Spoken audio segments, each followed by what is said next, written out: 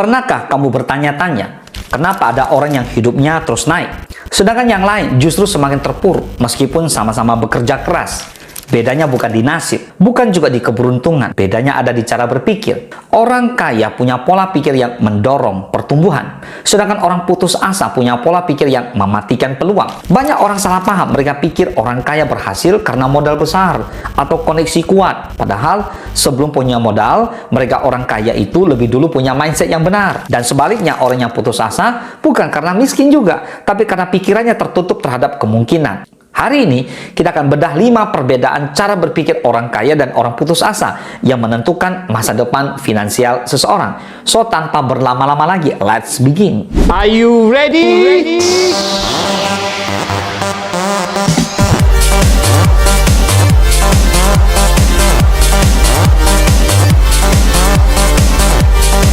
Gas saja, bro!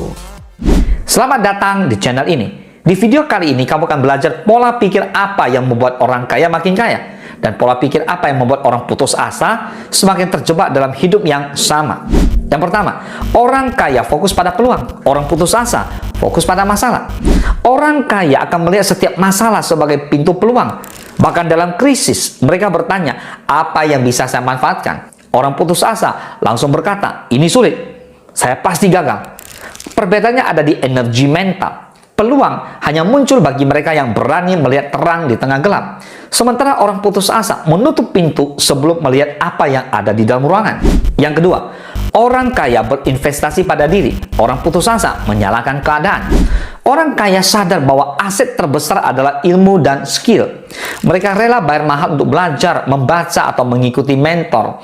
Orang putus asa menganggap belajar itu buang waktu dan lebih memilih menyalahkan kondisi ekonomi. Karena orang kaya memperbaiki diri, hidupnya terus meningkat. Sedangkan orang putus asa tidak berubah karena musuh yang mereka lawan selalu keadaan, bukan diri sendiri. Yang ketiga, orang kaya berpikir jangka panjang, orang putus asa hanya fokus hari ini. Orang kaya menghabiskan waktu merencanakan 1-5 tahun ke depan. Mereka memikirkan investasi, aset, dan arah hidup.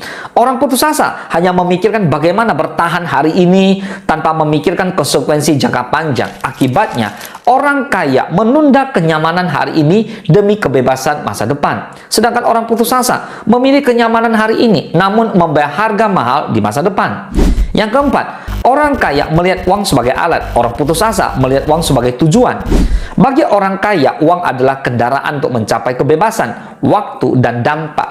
Bagi orang putus asa, uang adalah tujuan akhir, sehingga mereka mudah cemas, takut rugi, dan takut mencoba.